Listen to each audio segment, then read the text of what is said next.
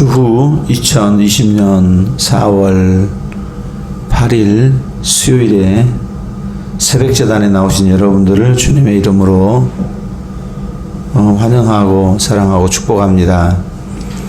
오늘 본문은 신명기 22장 13절에서 30절까지입니다.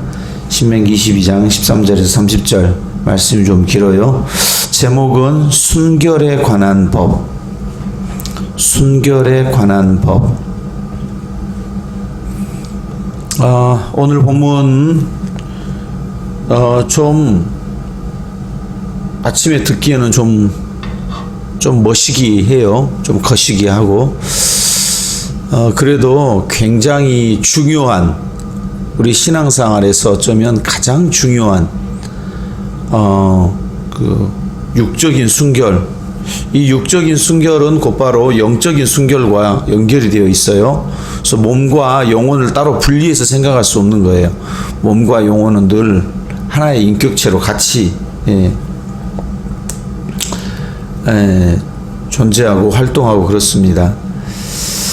고대 근동의 이스라엘 주변의 그 문화를 잘 이해하지 못하면 오늘 본문을 좀 심하다, 무슨 이런 좀 황당한 경우가 있나, 여자를 너무 인격을 무시한 것이 아닌가 이렇게 생각할 수 있지만, 그 조선시대도 아니고 무려 지금으로부터 한 3,500여 년 전 정도에 이 정도 수준 높은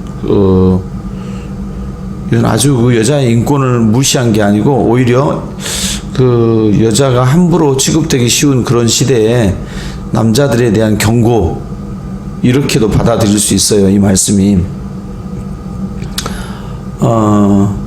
이 말씀을 잘 듣고 오늘 현대를 살아가는 우리들이 얼마나 하나님의 법과 질서에서 멀어져 있고 이 순결에 관해서 함부로 생각하는지, 그거를 다시 한번 성찰하고 정말 조심해야 된다.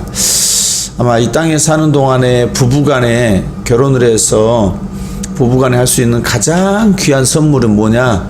높은 학력, 아파트 자동차 키, 아파트 키, 이렇게 너무 세속화되고 그래서 그러지, 가장 귀한 선물은 순결입니다. 부부간의 순결을 유지해서, 육적인 순결, 마음으로 진실로 사랑하는 것은 기본이고, 마음으로는 사랑하는데 몸은 처녀성이 없이 그냥 마음이 서로 받아주면 되지, 그런 게 아니라 말이에요. 육적인 순결이 최고의 예물이 된다.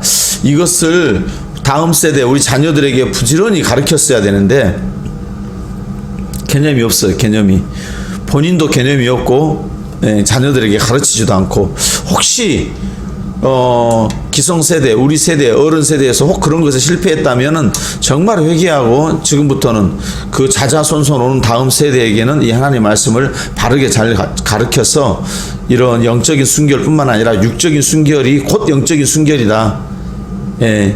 몸의 헌신, 몸으로 헌신하는 것이 진짜 그 인격의 서로 만남이다. 이것을 잘 가르쳐야 되겠습니다. 자, 13절부터 좀 길어요. 조금 스피디하게, 우리가 그렇게 스피디하게 보겠습니다. 13절 한번 읽어봅시다. 주무시지 마시고 좀 정신 좀 차려서 시작. 누구든지 아내를 맞이하여 그에게 들어간 후에 그를 미워하여. 자, 미워하다는 표현, 이거는 그 남자의 불성실한 마음, 이기적인 마음에서 나온, 그러니까 지금 여자의 순결 문제를 이야기하고 있지만 남자가 여자를 함부로 대하지 못하도록 막 노예나 재산처럼 막 함부로 학대하거나 막 그런 자기 마음대로, 마음에 이끌리는 대로 하지 못하도록. 아내를 맞이했어요. 근데 미워요. 이 밉다는 말, 정당한 이유 없이 유달리 혐오하는 것, 그 까닭 없이 미운 그런 것들이 있잖아요. 내가 먹은 것도 없고 그 사람하고 미운 짓 한 것도 없고, 그런데 이유 없이 미운 사람이 있고, 근데 또 괜히 이유 없이 이쁜 사람도 있고 그럴 수 있잖아요. 그 다윗의 아들 암논이 자기의 이복 누이 동생 다말이 마음에 연연하다 너무 좋아했어요. 너무 사랑했어요. 그런데 그 강제로 그런 그 끌어들여서 관계를 갖고 나니까 사랑한 마음보다 더 오히려 미운 마음을 갖게 됐다는 거죠. 그래서 제가 말씀드린 것처럼 사랑은 감정에만 의지하면은 아주 위험한 것이 되는 것이요. 인격과 그의 결단에 의지해야 된다. 내가 사랑하기로 결단하고 하나님을 신실한 하나님 앞에 내가 죄를 짓지 않도록 두려운 마음을 가지고 살아가는 거, 그것이 진정한 사랑이지. 내 느낌 feel 좋아가지고 와 멋있게 생겨서 뭐 외모가 또 뭐 돈이 좀 있으니까 지식이 뭐 좀 말 좀 잘하니까 말 좀 잘해가지고 제비족같이 하고 사는 사람들 얼마나 많습니까? 신앙생활도 말만 번지르르하게 하는 사람들 얼마나 많습니까? 그래서 이렇게 까닭없이 미워하는 경우, 자기 마음에 자기 타입이 아니라는 거예요. 이럴 때 남성 중심적인 이런 사회에서 그 여성을 대하는 남자의 그 모든 이기적인 그런 행동들을 통제하는 문제. 그러니까 이 사실 보면 여성을 굉장히 어떻게 여자를 이렇게까지 노골적으로 이렇게 미워할 수 있나, 또는 이렇게 좀 이렇게 무리하게 다룰 수 있나. 그런데 사실은 남자에 대한 경계하는 말씀이었다. 14절에 보니까 비방은, 다 읽으면 여러분 시간이 오래 걸릴 것 같으네요. 오늘은 비방거리를 만들어 누명을 씌웁니다. 어떻게? 이 여자가 처녀가 아니었다. 예. 최고의 그 명예를 훼손하는 거죠, 여자의. 요새 같은 뭐 그런 거 가지고 다 과거는 덮어버리고 지금 좋으면 좋지. 그렇게 하는 게 아니라는 거예요.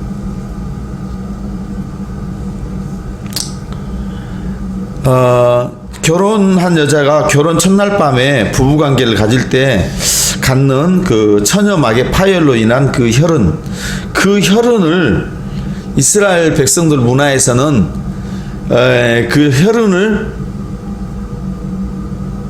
자랑거리로 하고 그걸 평생 간직한단 말이에요.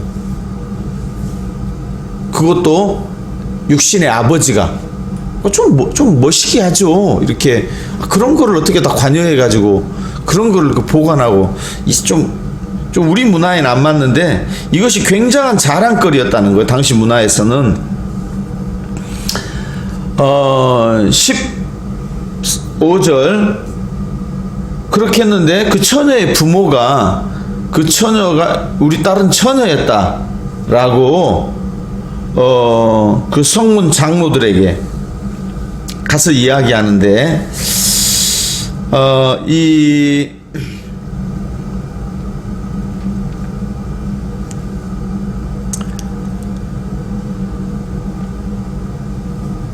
성문 장로에게 가서 우리 딸은 처녀였다 이렇게 말하게 되면 상당히 좀 망신스러운 일이죠. 좀 창피한 일이죠.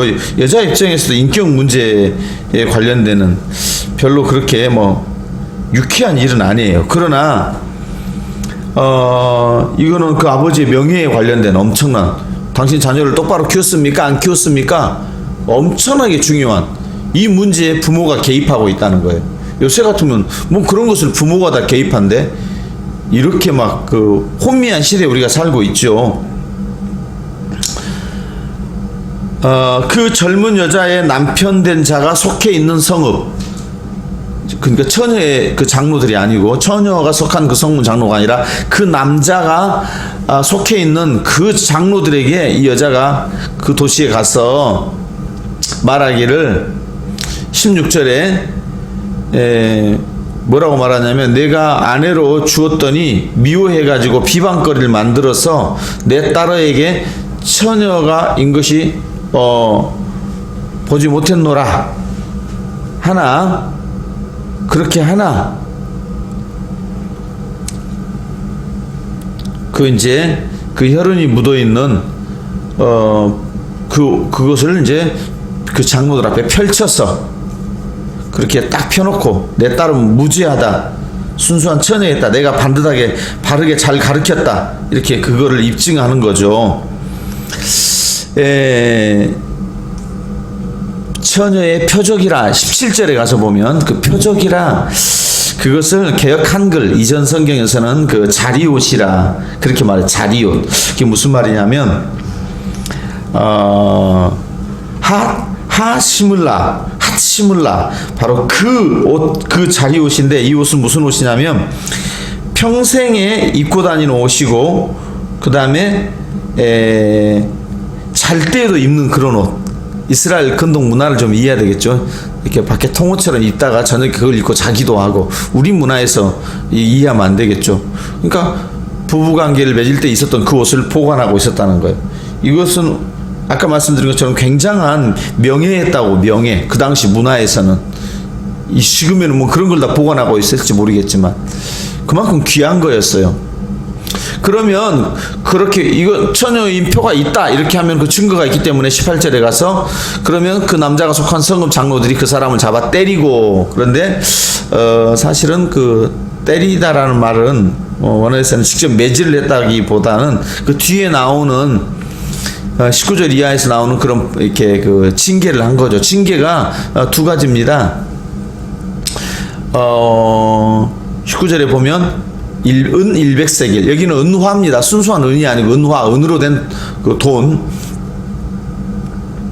모세 시대에는 은 2세겔이면 수양 한 마리를 샀으니까, 여기서 은 100세겔은 수양을 50마리나 살 수 있어요. 50마리. 요새 같으면 양 한 마리, 염소 한 마리 한 20만 원 할 거예요. 20만 원 하면은 그거를 50만 원. 50마리. 그럼 약 한 1000만 원 정도 된다고 생각하면 되겠어요. 그런 정도 돈을 벌금으로 내놓아야 돼요. 그리고 나서 두 번째, 벌금 말고 두 번째는 그 여자는 그 남자가 평생에 버릴 수 없는 아내가 되려니요. 오히려 미워서 쫓아내려고 그렇게 해서는 안 되고, 이제는 평생 같이 살아야 된다.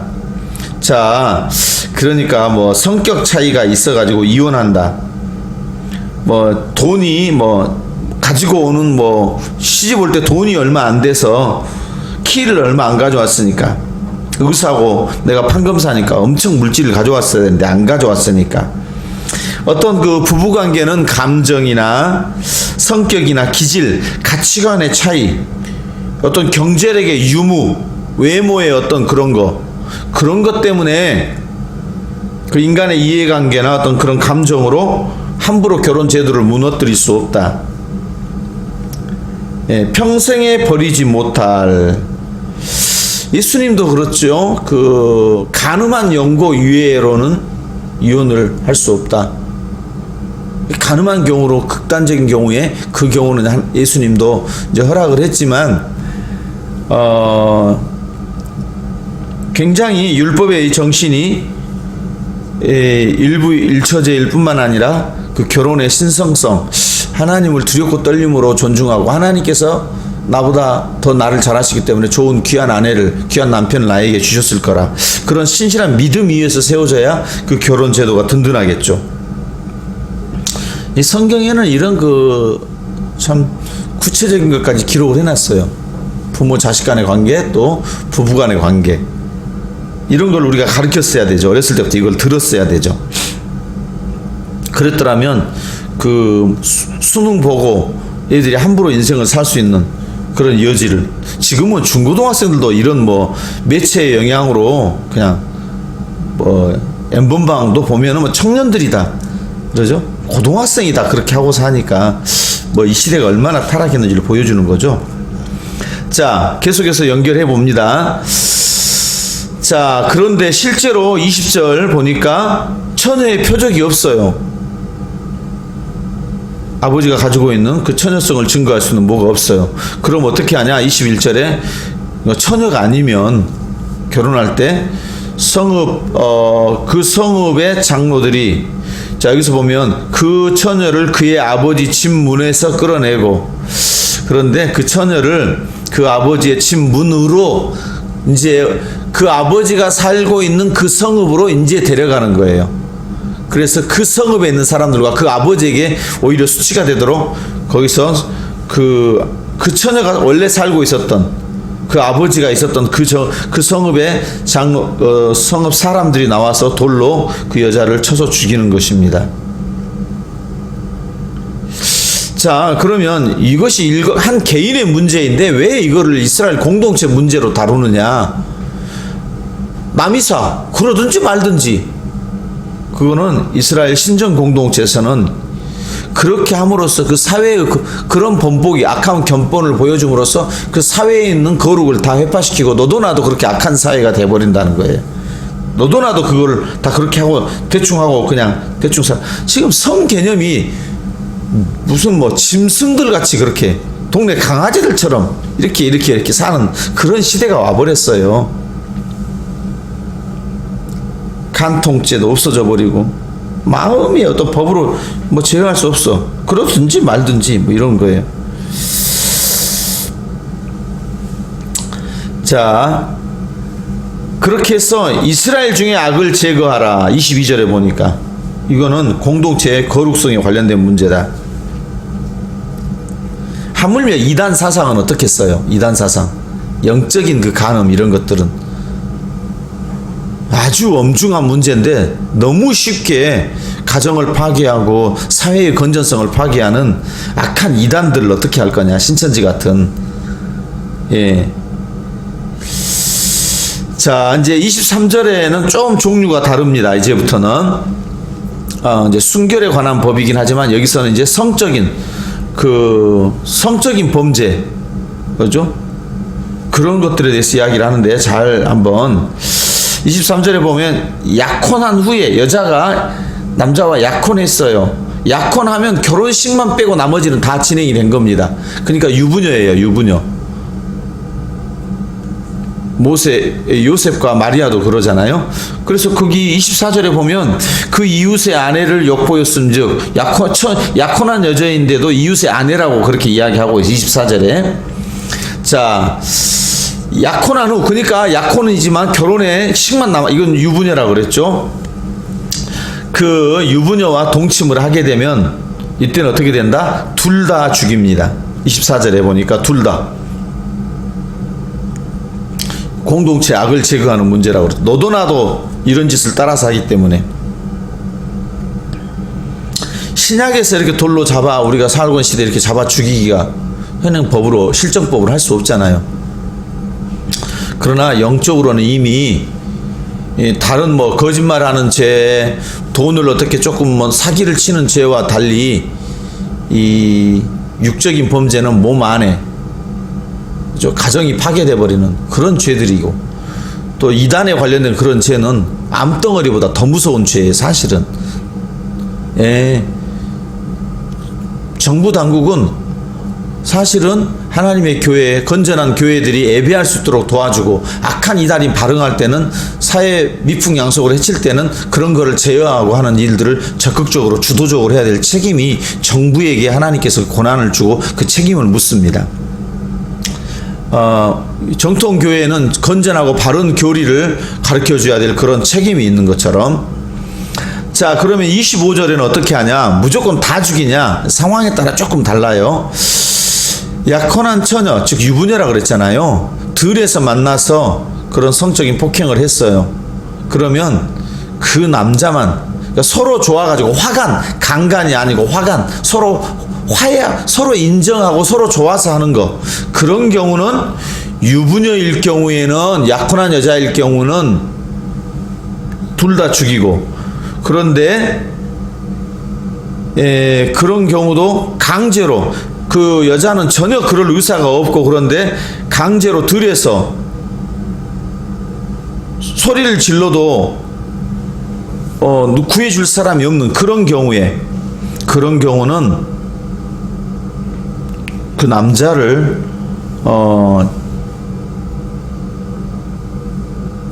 쳐서 죽입니다. 그러니까 이거 사실 이 순결법이 여성들을 보호하기 위한 그런 법이라는 거죠. 한쪽으로 치우친 게 아니라는 거죠. 자, 그렇게 해서 강제로 그렇게 했을 경우는 27절에 보니까 들에서 만나서 소리를 질러도 구원할 사람이 없었어. 약혼한 처녀가 소리를 질러도 구원할 자가 없었음이니라. 어떤 사람은 그러죠. 하나님은 그때 바로 구해주시지 안 구해줬대? 이렇게 신비주의로 빠져가지고 그렇게 하면 안 됩니다. 하나님은 그래서 이런 법을 통해서 그 남자를 하나님 말씀과 공의에 따라서 하나님께서 이런 방법으로 그런 사건이 벌어지지 않도록 미리서 구원자의 역할을 해주시는 거예요. 말씀으로. 이렇게 하면 이제 그 남자를 쳐 죽이니까 경계를 삼아서 조심하겠죠. 자, 28절에서부터는 뭐냐? 약혼하지 아니한 처녀. 그러니까 유부녀일 경우에는 25절부터 27절까지는 뭐냐면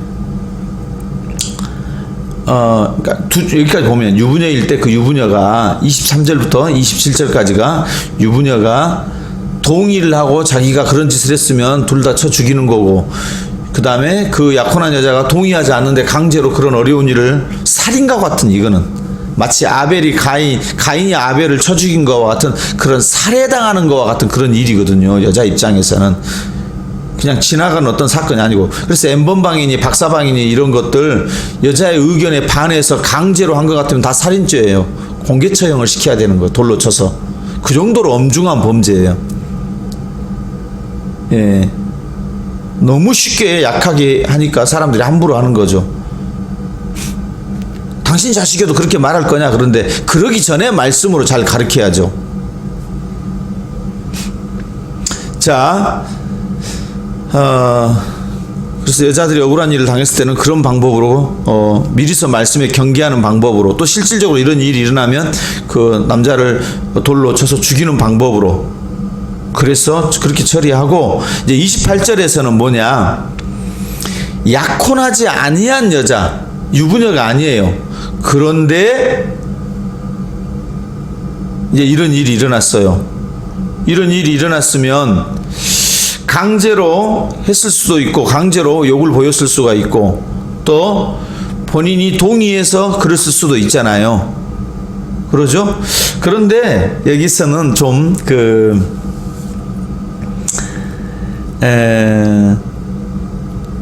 남자가 강제로 했을 경우와 그 다음에 두 가지 경우, 유혹해가지고, 그러죠? 우리식으로 하면 꼬신다 그럴까? 좀 멋있게 보여가지고, 그래가지고 여자가 마음으로 넘어가는 경우도 있어요. 조심해야죠.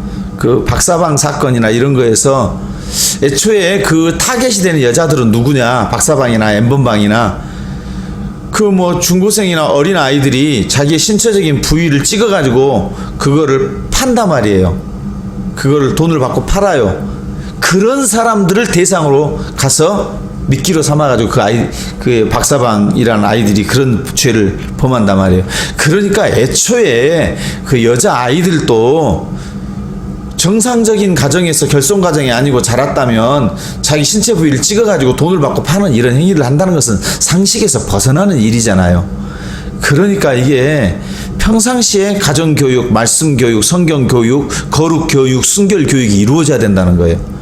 TV 매체에다가 교육을 다 맡겨놓고, 음란물에다가 아이들 교육을 다 맡겨놓고, 또 어른들도 그렇게 살고 자기들도 정말 이 시대에 이혼이 밥 먹듯이 하는 이 시대에 뭐 이혼에 대해서 함부로 성도들한테 설교를 할 수가 없었냐면, 이혼한 사람들이 교회 안에 너무 많으니까, 다 상처받고 시험 들어버리니까 다시는 이혼하지 말아야 되겠다, 이 과거에 한 거보다 지금부터 새로운 피조물로 받아들이고. 그런데 너무 함부로 해도 안 돼요. 나 뭐 이혼한 거 자랑하고 정말 더 조심하고 더 경건하고, 다시는 그런 것을 반복하지 않고 정말 처절하고 정말 낮은 자세로 말 한마디도 신중하고 그래야 되는데, 뭐 그런 것이 뭐 과거에 한 것이 무슨 죄라고 지금 다시 그런 거 들추깁니까? 그렇게 하면 다음 세대에 희망이 없습니다. 혹 그런 일이 있었다면 우리는 과거에 한번 실수했지만 정말 너희 자녀들은, 우리가 살아보니까 정말 쓴뿌리 너무너무 독초처럼 힘들더라, 인생 사는 게. 그래서 하나님이 맺어주신 것을 사람의 임의로 가치관이나 성격이나 경제적인 무슨 검은 머리가 팥뿌리가 되도록 살겠다고 약속하고 그랬잖아요. 장애가 찾아오고 질병이 찾아와도 부부간에 그것은 하나님께서 맺어준, 하나님께서 개입하고 있기 때문에 그 신실하게 마지막까지 감당해야 되고, 혹 음행이나 간음이나 이런 용고로 이혼이 됐다 하지라도 정말 그 이후로는 정말 조심하고 정말 배나 더 자세 낮추고 그렇게 살아가야 되는 겁니다.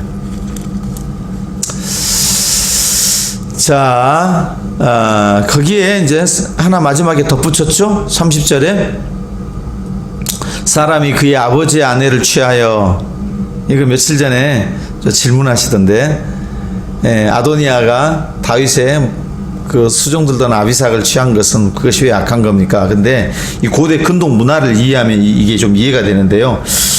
아버지도 첩을 취해서 안 되죠. 근데 혹시 그런 경우에 뭐 소위 말하는 세컨드라고 합니까? 그런 아버지의 첩을 취하는 것은 고대 근동에서는 아버지의 지위를, 아버지가 가지고 있는 모든 권한, 재산권을 포함한 그런 지위를 뺏으려고 하는 찬탈하는 행위로 받아들인단 말이에요. 그래서 아이도벨이 압살롬에게 다윗의 그 아들로 반역을 했을 때 압살롬에게 후궁들을 취해버려라. 그러면 이건 확실하게 부모 선을, 자식 선을 넘어서 이제 왕권 싸움이라는 걸 백성들이 인식하고 이제 택하게 될 거라. 근데 참 미련한 전략을 가르쳐 주는 거죠. 자, 그래서 남녀의 결합이라는 것은 첩이라 할지라도 아버지와 분리해서 생각할 수 없다. 이것을 실질적으로 범해버린 사람이 누가 있죠? 야곱의 장자 르우벤이 그 서모, 그죠? 빌하, 아버지의 첩은 아니지만 네 번째 부인과 그렇게 함부로 해가지고 복을 못 받게 되죠.